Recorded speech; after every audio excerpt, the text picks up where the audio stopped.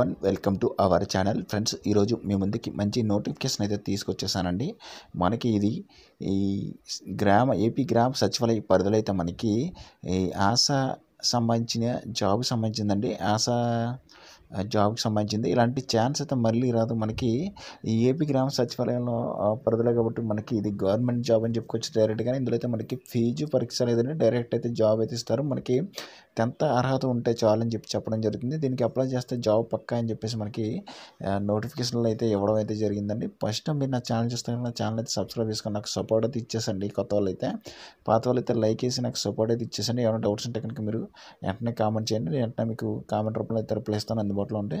Okay friends, మీరు ఒకటే చేసేది మీరు నాకు సపోర్ట్ చేసి నాకు వీడియో ఛానల్ సబ్స్క్రైబ్ చేసుకోండి, ముందుకైతే తీసుకెళ్ళండి నన్ను. ఫ్రెండ్స్, వీడియో స్కిప్ చేయకుండా పూర్తి వరకు చూసండి. నేను మెయిన్ టాపిక్ అయితే వెళ్ళిపోదాం మనం.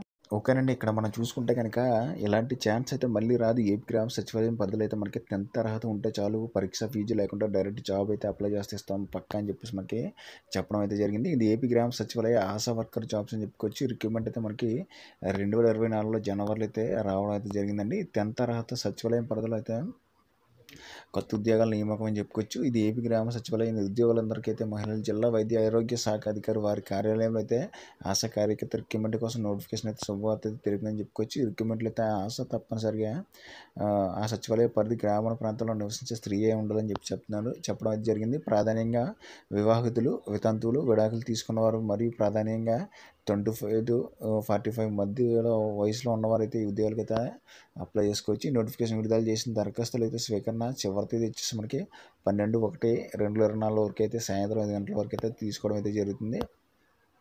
ఓకేనండి. పోస్ట్కి సంబంధించిన ముఖ్యమైన వివరాలు చూసుకోవచ్చు. ఇక్కడ ఆర్గనైజేషన్ వచ్చేసి సచివాలయం పరిధిలో ఆశా కార్యకర్త కొత్త ఉద్యోగాలు అని చెప్పుకోవచ్చు. వయసు వచ్చి మనం 25 to 45 మధ్యలో అయితే ఉంటుంది. పోస్ట్ వరలోకి వెళ్తే కనుక ఆశా కార్యకర్త. ఓకేనండి, ఆశా కార్యకర్త తెలుసు కదండి, దానికి సంబంధించిందండి. పోస్ట్ అనుసరించి ఇక్కడ మనకు 10,000 అయితే జీతం అయితే ఇస్తారు. విద్యార్హత వచ్చేసి మనకి 10th. ఎంపిక విధానం వచ్చేసి రాత పరీక్ష లేకుండా అయితే మనం తీసుకోవడం అయితే జరుగుతుంది. అప్లై విధానం అయితే ఆఫ్లైన్లో అయితే దరఖాస్తు చేసుకోవాలి. వెబ్సైట్ వచ్చేసి మనకి సచివాలయం పరిధిలో ఆశా కార్యకర్తలు పనిచేయడానికి గాను నియామకాలను అయితే తీసుకోవడం అయితే జరుగుతుంది.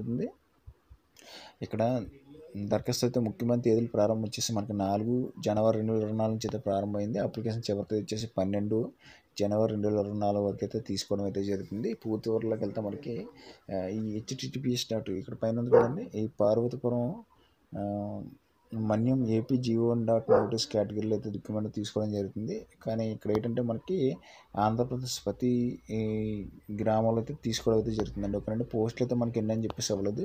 ఇది మంచి పెద్ద నోటిఫికేషన్ అని చెప్పుకోవచ్చు. ఈ నెల జీతం వచ్చేసి మనకి 10,000 అండి. ఓకేనండి, మన అంగన్వాడీ టీచర్ లాగా ఉంటుంది. ఈ ఆశ తప్పనిసరిగా అయితే 10వ తరగతి సచివాలయం పరిధి గ్రామ ప్రాంతంలో నిర్వహించే స్త్రీ అయి ఉండాలి. ప్రాధాన్యంగా వివాహితులు అయ్యి ఉండాలండి. ఓకేనండి, ఒకవేళ వితంతు అయినా విడాకులు తీసుకున్న వారు కూడా అప్లై చేసుకోవచ్చు. ఇది ఆరోగ్య సంక్షేమ, పారిశుద్ధ్య, గర్భిణీ స్త్రీల ఆరోగ్యం వంటి సమస్యలపై అవగాహన చక్కగా అయితే ఇతరులకు వివరించే నాయకత్వ లక్షణం అయితే సమస్యల పరిష్కారానికి అయితే ఉండాలండి. ఆమె కనీసం 10వ తరగతి విద్యార్హత కలిగిన అక్షరాస్యులైన మరియు మహిళలు అయి ఉండాలండి. ఓకేనండి, 10వ తరగతి ఉత్తీర్ణతో పాటు ఇంటర్మీడియట్ అర్హత ఉన్న వారికి అయితే ప్రాధాన్యత అయితే ఇవ్వబడుతుందండి. తెలుగు బాగా చదవడం, రాయడం తప్పనిసరిగా అయితే వచ్చి ఉండాలి. ఆమె తన పనులు నిర్వహించడానికి సమయాన్ని అయితే వెతకడానికి ఆమె కుటుంబం మరియు సామాజిక మద్దతు అయితే ఉండాలి. అంటే మీ కుటుంబం వాళ్ళు మీకు మద్దతు ఇచ్చి అయితే ఉండాలి. ఇక్కడైతే మనకి 25 నుంచి 40 సంవత్సరాల మధ్యలో ఉండాలండి. దరఖాస్తు ఫీజు అయితే ఎటువంటి ఫీజు అయితే లేదు. ఇక్కడ ఎంపిక రాత పరీక్ష ఏమి ఉండదని ఎంపిక ప్రక్రియ వర్క్ ఎక్స్పీరియన్స్ ఆధారంగా అయితే పర్సనల్ ఇంటర్వ్యూ ఆధారంగా అయితే తీసుకోవడం అయితే జరిగింది. మనకి ఇది అప్లై చేయాల్సింది అయితే మనకి 10వ తరగతి certificate copy, intermediate certificate copy ఉన్నట్లయితే తీసుకోవడం అయితే జరుగుతుంది. ఇక్కడైతే మనకి తాజా పాస్పోర్ట్ సైజ్ ఫోటో, SSC లేదా సమాన సర్టిఫికేట్ యొక్క మార్కులు ధృవీకరించబడిన మేమో కాపీ అయితే ఉండాలి.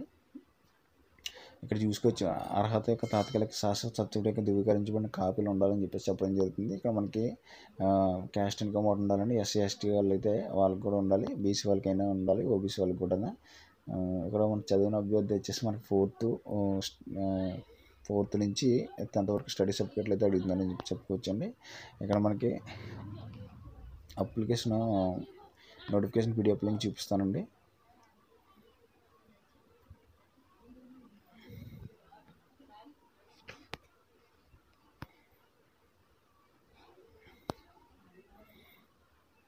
ఓకేనండి, దగ్గరలో ఉన్న సచివాలయానికి వెళ్ళి మీరు ఒకవేళ అడగండి, అక్కడ మీకు అయితే ఇన్ఫర్మేషన్ అయితే ఇస్తారండి. Okay friends, good luck all of you.